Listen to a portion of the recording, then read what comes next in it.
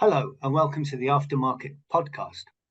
I'm John Shepherd, editor of Aftermarket, and today we're talking Top Garage with a fantastic panel of finalists and winners from the 2023 competition. So let's get started.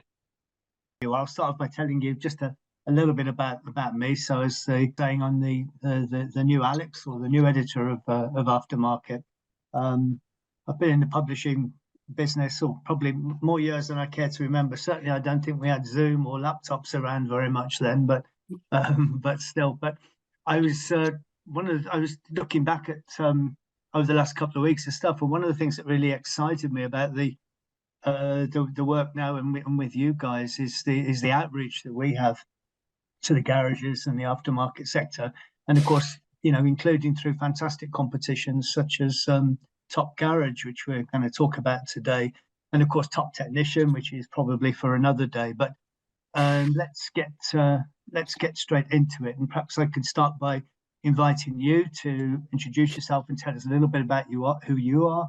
Although I'm sure a lot of the industry will know you already. So we start with you.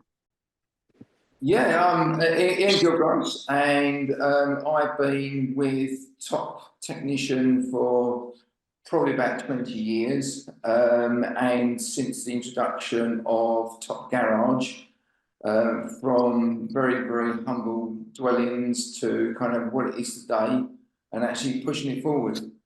So my job, is to put all the various questions together, and to also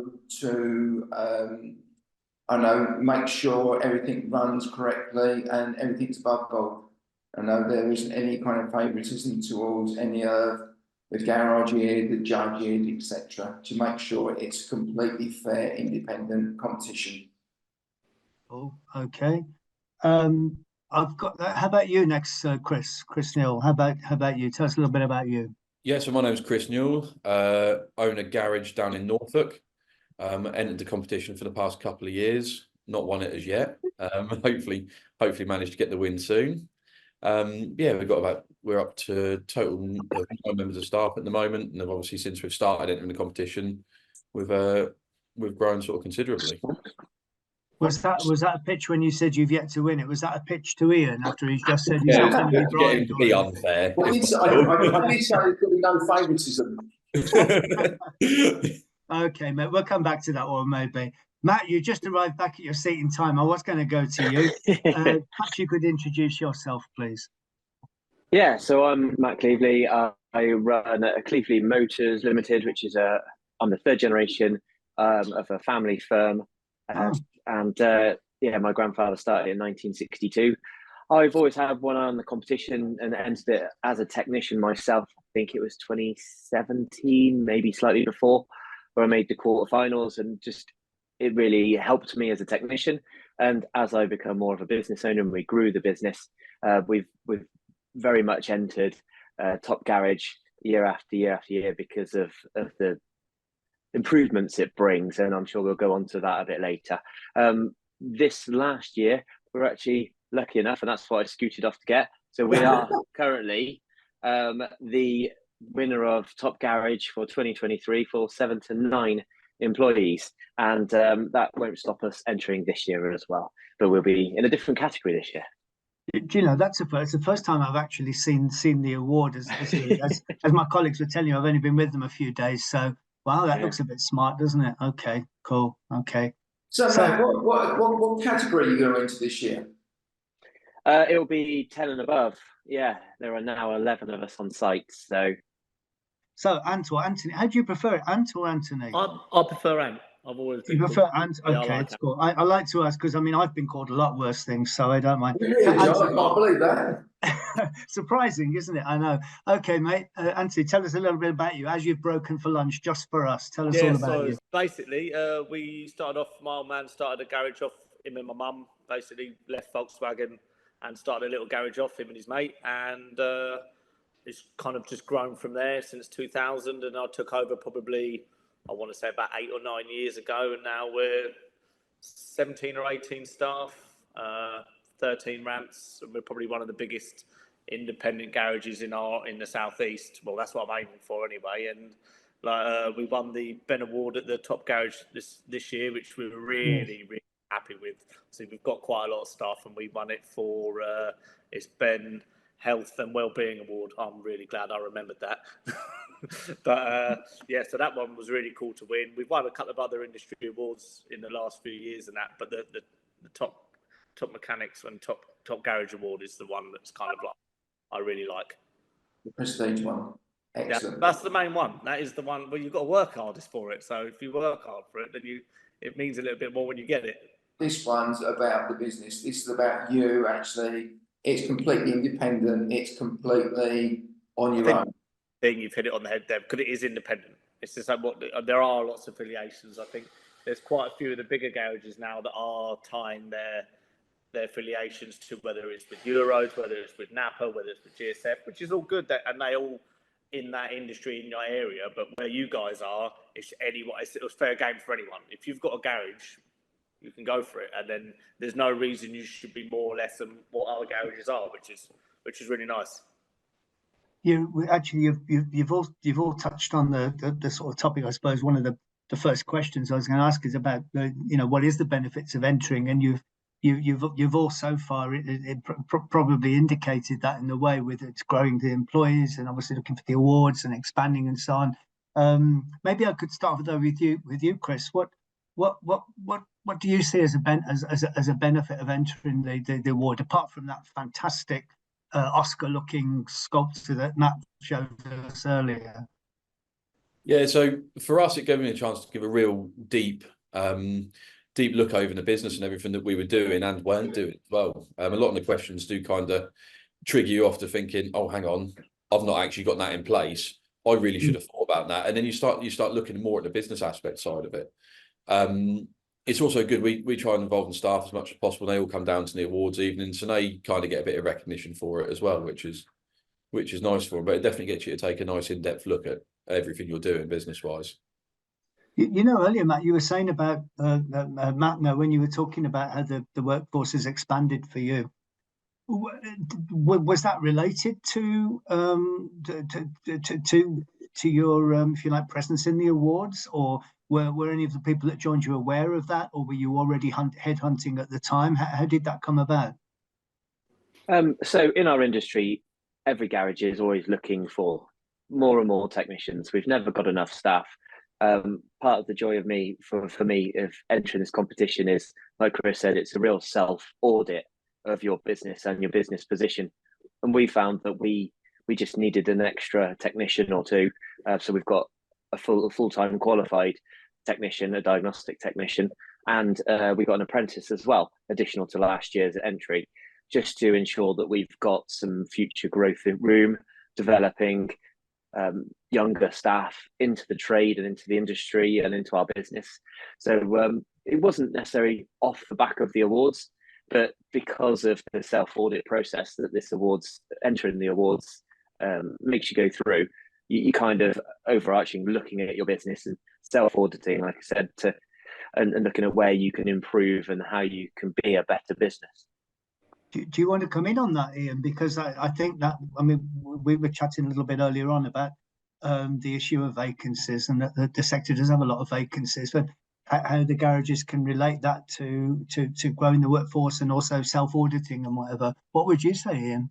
I look at where the business is actually going, and whereabouts it is today, to actually start to actually measure it. And has the business got any kind of aspirations of where it wants to go? And that's what we're actually looking for Top Garage, is not just what they're doing today, but how they're going to succeed actually in the future. Yeah. How did you, and going back to you, how did you find the the whole process of getting involved with the award and so on, from the entry and the work that was involved? Did you find it daunting or fairly straightforward? I like the idea that it kind of makes you think about what you've got to do. There's some of the other ones that you just click, or you just kind of like put an email in and then it's the same sort of people. And I think the idea of this one is it's always a curveball. Like the questions maybe catch you out of, and you then think, okay, well maybe I'm not doing that, or this is what they're looking for this year, or maybe I am missing a complete trick in the fact that why are they talking about this, and I'm this is the first time hearing about it. And I think that also is when we're away for actually at the event, when you get to see the other garages as well and speak to the other garages, it kind of makes you kind of open your eyes, because you can get quite blinkered. Aren't we all very good technicians? And we want to, I know it's about how to run a business. It's not just being a technician, because we're all good technicians at the end of the day. It's how are we going to develop ourselves to actually run a business, and that's probably where even Matt, I know you've come to the workshop floor. You've grown your business, and basically you're now running a good business. Yeah, well, I actually had to I put myself through a business management course that was not automotive related. It's just a generic business management course, and because of the shortfalls that our first entry into the top garage led me down, I realised that although I like fixing cars and I'd done that 25 plus years in my career, running a business and a growing business was kind of my shortfall. And going through the process of entering Top Garage, I realised that in order to be a better boss and run a better business, I needed to be a better businessman. And I'm really happy and always excited to try and promote the self-growth of any technician who's now running a business, because I've been there and done it, and I understand what it's involved and how hard it is to, if you're stepping away from the tools or if you're trying to do both and keep one foot on the spanners as well. It's hard, and it's hats off to everyone that goes through that process. It's not a business, is it? It's not a kind of from being a technician to suddenly actually managing people, developing people, to actually bring them along with you. There is no set blueprint, is there? That's the thing that I've found, is you can do it one way, and like you said, some people specialise and you can go that way, and you get blinkered again with what you're doing that way. And then I think coming back to the awards and seeing it as a whole, where someone's trying to talk about the independent garages as a whole, you can then go, oh wait, so I wasn't even thinking about that, I wasn't doing that bits and pieces. But there are no blueprints to actually how to go and run an independent garage. What is the exact right way? You've got to find the way that you like doing it and the way that works for you, but then get the opportunity to go and talk to other people that are similar level to where you are. And it's a great place to talk as well, and actually go, okay, I'm coming, although I didn't win, or although I did win, what are these guys doing that I'm not, and what can I offer them that they're never missing? Chris, is your experience pretty much the same as your colleagues? Yeah, absolutely. So it's like anything. You get loads from the actual competition itself, and then you get to the evening, and then it's just like another big networking event. And you're having a problem. There's always someone that's already faced a problem that can. Well, we tried this, we tried that didn't work. Why don't you try this? And it's great. You end up solving problems while you're having a beer with your colleagues from the other side of the country, which is great. And it's good to meet everyone as well. And everyone is always so friendly and almost like mates at these events. It's great, really. I was going to say, it's interesting you say that. What's the sort of competition factor? Other things that you sort of don't want to share because you don't want them to think maybe you're not on the same level, or you're frightened of giving too much away, or is it a sort of camaraderie, or, you're all in the same boat essentially? Yeah, absolutely. Everyone's in the same boat, and the types of garages that go to these events, they're all the sorts of garages that are looking to improve the industry as a whole. So I think I've never met anyone at these events that isn't happy to give all of their secrets away to the next person in the hope it brings the whole industry up. Is that music to your ears, Ian, to hear that sort of? Extremely. I know. I just want people to succeed, and whether they're just starting their career as a business garage owner, or they're actually kind of into business. Similar to Matt, he's been there many years and want to grow the business. Yeah. Well, one thing our trade is guilty of is that we undervalue ourselves too much, and talking to other garages that have realised that and are pushing themselves to the next limits and doing these competitions is great. But what we want to do is reach out to those that aren't brave enough and don't think that they are good enough to enter these types of competitions, and say, give it a go, because it will help you improve. It'll help you take the next steps. It'll make you realize what those next steps are and where your shortcomings are. And just because you don't get through the first round or the second round on this occasion, there's this benchmark that you can try and reach and make yourself a better business. So Matt, you've been there many years, kind of thing, from top technician to top garage, and it's sometimes about going in that competition and doing it many times to become better, isn't it? Absolutely, yeah. We've had a real drive to try and achieve this. This was our pinnacle, and like Anne said, it pushes you so that you make sure that you can achieve your targets. And we were so chuffed to get it. My missus just burst out crying when we got it, because we had worked so hard to make sure that we achieved it in our presentation and answering the questions and getting through each round and attending on the day and giving the information, really boasting about your business and making sure that every minute detail of what you do day in, day out that makes you successful and popular with your customers is transmitted over to the judges on that day, because you got that one shot to make it work. I think that goes to show with like how much in the industry this award means as well, because it is something, when you do win it, it is like you've achieved something as well. It's not kind of a pass or parcel. If the person wins it 2 years in a row, it's because they're the best person that wins it in a row. And when it means something like that, you know it's worth doing it. There's some other ones where, like I said, like pass or parcel, it's fun to have and it's nice to be number one. But this one, you've earned it. You are the number one when you've got that award. Yeah, you've got to develop your business. You've got to prove yourself. So yeah, and then it's about growing that business until and you can't fake it. You can't fake it. Yeah. You've all talked about the effort that goes into it. How do you sort of manage that, and then at the same time you've got the day-to-day running of the? Chris, you can start off on that one. Yeah, so I think it depends on the structure of the business. Like at the moment, I've got quite a bit of time, and I've managed to during your working day. But last year, I was doing it sat in bed or sat at my dinner table most evenings, trying to find the extra time it takes to do it. Quite like a lot of aspects on the business. If you've not got time during the day, you've got to make time. You have to do it when you're sat there having your breakfast or sat there having your tea, and that's the way it is. But I'm quite lucky now. I've taken on another member of staff who basically means I've been able to step back a little bit and change my role slightly. But yeah, the last couple of years I've been having to make the time for it. But you can do it easily as long as you've got a laptop or what have you. You're okay, aren't you? And I suppose as well, would you guys agree? It's essentially probably part of the training or the business development that you'd want to do anyway with the business. Ant, would you agree with that? I think you make adjustments, and I've probably made adjustments after leaving the awards that I haven't even realised I've done. Like you think, oh, that's a good idea, I'll go with that one, and you've kind of you're thinking how to improve your business because you've gone and seen this and you're speaking to people, where actually you can probably just say, because of the awards I went and done this, it's going to be very hard.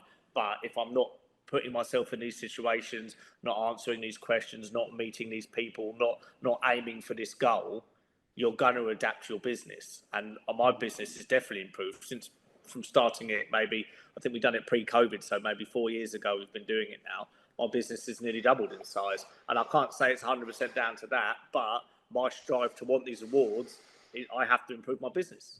So if I didn't win then, I'm going to need to improve it now to get to where I want to be. And I think, Matt, you said, although you sort of obviously led the way on it for your business, it's very much something that colleagues get involved with as well around you. It's infectious, would you say? Yeah, that they chip in with ideas and stuff. Yeah, absolutely. I mean, if anyone's viewing the application process as daunting, they really shouldn't. It's just about getting down the information about your business, and who else is better to do that than yourself. So myself and my wife run the business, and she takes the lead on the original questions and the first stages that come through. And then we join, and we sit and we chat about it during the working day and in the evenings as well, just to make sure that we're really doing ourselves justice with getting every bit of information we can about our business and the improvements that we put in. And we'll go around the colleagues and talk to the techs. And like Ant said, there's so many little things that we've implemented along the journey of entering these awards that have improved our business and the internal view of our business, as well as the external view from promoting winning the award to customers and on our social medias and things. So it brings notoriety in the business and from outside it as well. Matt, you and your wife must be brilliant. Before you get home, you're talking about the awards stuff, and you haven't even worked out what you're going to have for dinner yet. That's a pink job, not a blue job. I would say, has it improved your personal life as well, like your personal lives? Go on, start with Matt. Yeah. We, like Anne said and Chris said, going to the award ceremony is always a highlight of the year. So we probably this year will bring along, if we're lucky enough to make it through to the final rounds, we'll bring around a table of our staff as well, so that they get to mix with some of the great and good within the industry, and to realise the kind of position that the garage they're working in is in, and the opportunities that it brings to them as personally as well as professionally. So fear, you say you bring people from your business to meet other people. Do you fear actually losing them, or do you, is it about growing that person? It's about growing the guys in the business and getting them to realise what good work they do and boost their confidence. For me, I don't fear that any of the guys in that room will try and poach my techs. That's not that kind of atmosphere or situation. And this is a national competition, so I only know one other garage that is fairly regularly on the scene and on our doorstep. But yeah, the respect between the garages is so high that I don't think anyone would do that to each other. Matt, beg your pardon, sorry, and I saw you nodding on Camden at least. You agree with that sentiment? Yeah? I 100% agree. I think, if anything, for bringing your staff around you, the benefit of bringing them up and going, this is the pinnacle of independent garages. There is no next level of this. This is the Oscars for the garages association. And then to be like, we are here. You guys are the ones that got us here. We as a team have got ourselves at the table. Even if we don't win, we're at a seat at the table, and you can see what sort of garages are winning and it's more of an appreciation day or like an acknowledgement, rather than going up. I wouldn't thought even go into my mind, or I don't think anyone in that room's mind about moving staff. But that's the level of people you're in with that room with. It's not about a quick, well, maybe it's something over here. The eyes on the prize, and that you want to win, and you're doing it there as your team, and you're there with your garage. You're not worrying about other people's stuff. I'm here with my guys, and I want to win. How about you, Chris? You've been a finalist. What is that? Is that your experience? Did the team get really sort of enthused to be there rather than look for another job? Yeah, absolutely. I think looking for another job would be the last thing on their mind when they're there. And they're getting the recognition, and the company's getting the recognition. And I think they're then proud to work for the company, knowing, like everyone said, that you've gotten this far. You're in the finals of the Top Garage Award. I think they feel as good about it as we do as business owners. Definitely gives a massive kick of motivation. Like I said, I think the last thing they're going to be doing is thinking about moving when they're at an award for them being part of what could potentially be the next top garage. I think they're going there to represent their garage as well. So the idea that people, they're there. When my guys come with me, they are AAK as much as I am AAK. So I think that them coming with that, there is no sort of idea that people are moving. You just appreciate. You might talk about the same problems you have, certain jobs that come up or certain other bits and pieces, but nothing outside of work is that, I don't think. Ian, I was thinking about it, because it's now in its 6th year, Top Garage. You must have done something right with this. It's obviously evolving, but how would you sum up the last sort of 6 years? It's been a learning curve for not just the garages, but obviously for the competition. And every year we try to make it a little bit different. So I know things are never going to stay the same. So from this year, next year, the year after, things will actually progress. And do you want to use that point to push the new category for this year as well? There was a couple of people that kind of said, well, my business doesn't fit into any of the categories that we've actually put together. So we had an internal discussion probably about 6 months ago, or just after the end of the other competition, and we just wanted to make sure we're actually inclusive of everyone in the industry, from whether they're a sole trader through to a national organisation. So that's why we wanted mobile mechanic actually in there, because I know you can't compare the size of Matt's business with the size of a sole trader. It's just impossible. Let's get your view. Sorry, yeah, Ant, go on. Yeah. So it doesn't make them any less different, right? You say that's one thing I really thought was cool about this was 1 to 3, 4 to 7, 7 to 10. Like, how can you compete? I've got 17 guys, and we're quite a big established garage, and same as the other guys here. But you don't want to diminish if a bloke's gone from starting his own business up to 3 staff. He's tripled the size of his company. Like that by itself is the thing. And if a man's decided, you know what, I'm going to leave my main dealer job, I'm going to go in my van and I'm going to go out and work and I'm going to go and do it by myself, then that's probably the bigger jump than it is for me to go to 20 staff. And that's champion for itself as well. So I just think that having the different options and that, and definitely I made me smile when I saw mobile mechanics. It was like, yeah, they're all mechanics. We all fix. The crux of it is we not just, but we fix cars. How you do it ways doesn't make fixing cars and running a business at the same time is very, very difficult.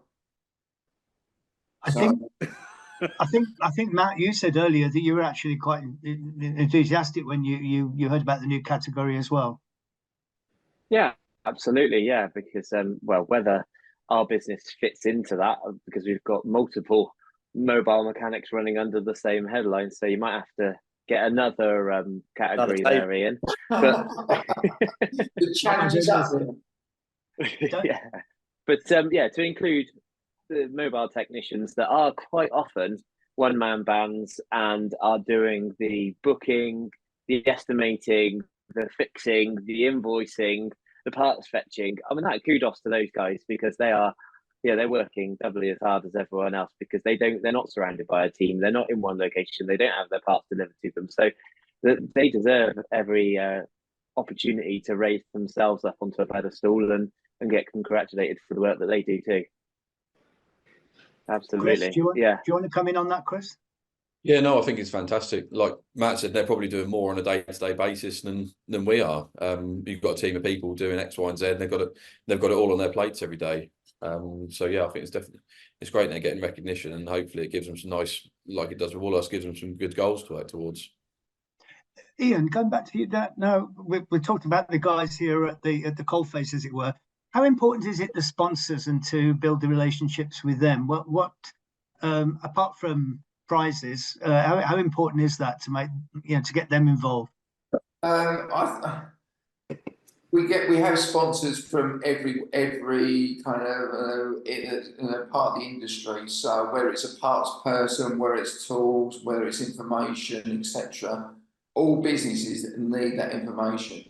So and it's just actually promoting the organisations to how they can interact with the garages. Yeah. Okay. How can they benefit garages? And in terms of the actual process, because I know one of the things we were talking about is how daunting the process is to get involved in the first place. Did you all find it fairly straightforward? Are there things that could be done to improve that, or is it about rights? Who wants to start me off on that, Chris? Yeah, no, I think the initial application in the first round, as it were, is nice and straightforward. It's tick box sort of questions which you can fill in sort of anywhere. It's a nice straightforward process to get through that first round. Even in the first round, a couple of questions do get you thinking. But yeah, I think it's a good step into sort of getting comfortably.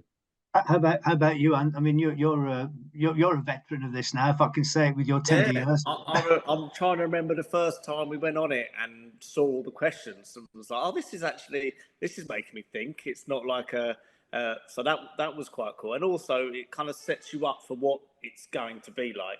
You're not just going to turn up and be like, I hope it's me. You'll be like, no, okay, well, they know me now. I've done my questions, so I know that I've already got to my certain set. I've achieved something if I make it to the next round. So you already said that sense of accomplishment is, you know what? Everyone's done this. That circle's got smaller. I'm in that circle. And then when you have to do the write-up as well, that makes you think. That's quite good fun. And actually to stand back and think, how would I deal with this, and go on that. And then when it brings you to the final, you've got a sense of not purpose. That's not the right word. Accomplishment already before the awards. My name hasn't been picked out of a hat. I haven't gone off. I think just to be there, you've done fantastically well. 100%.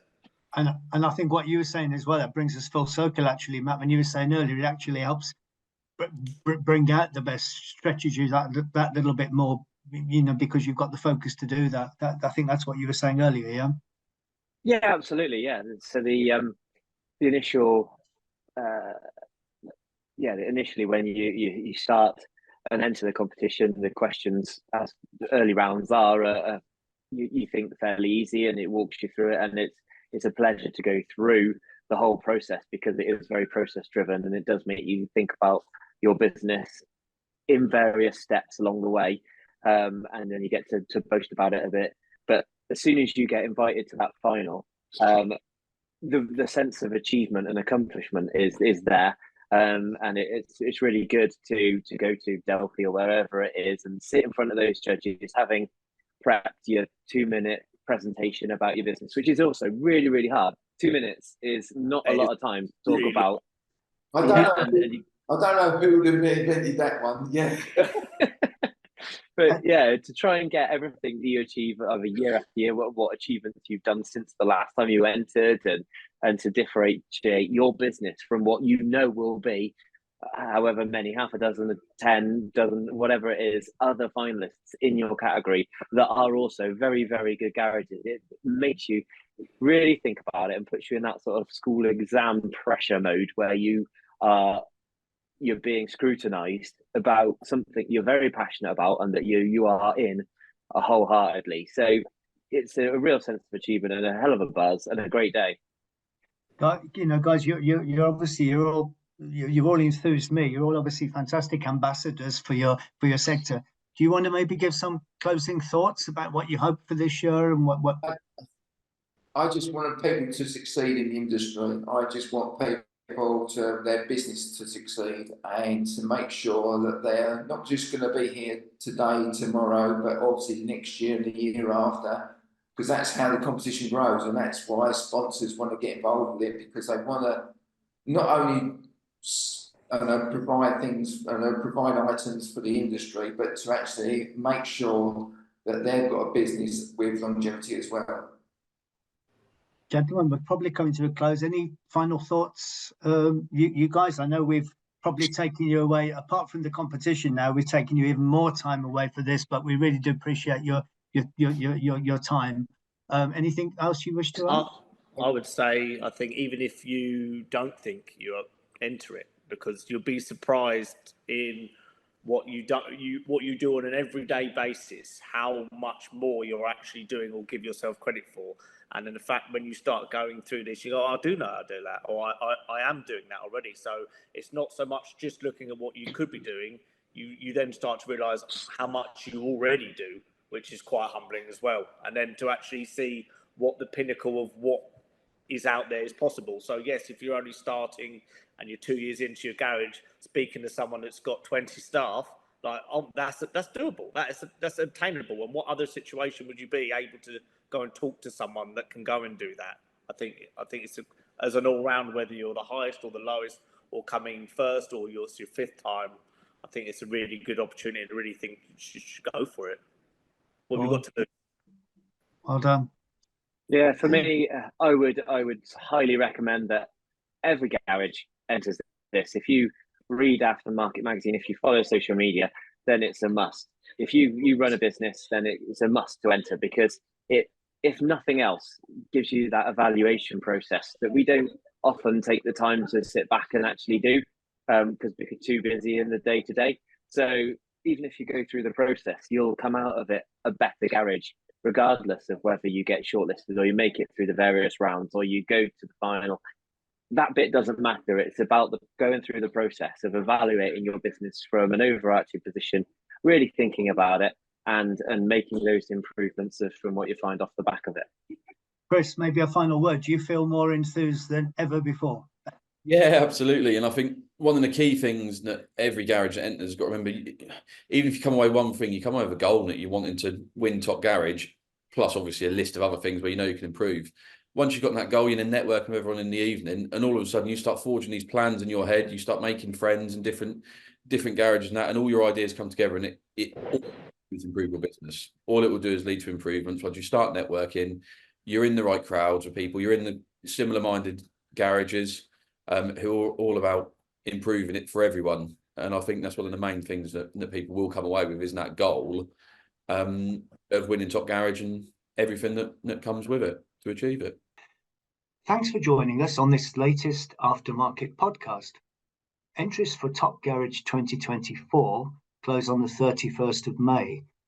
For entry details, see our magazine or follow the link via the Aftermarket website. And good luck.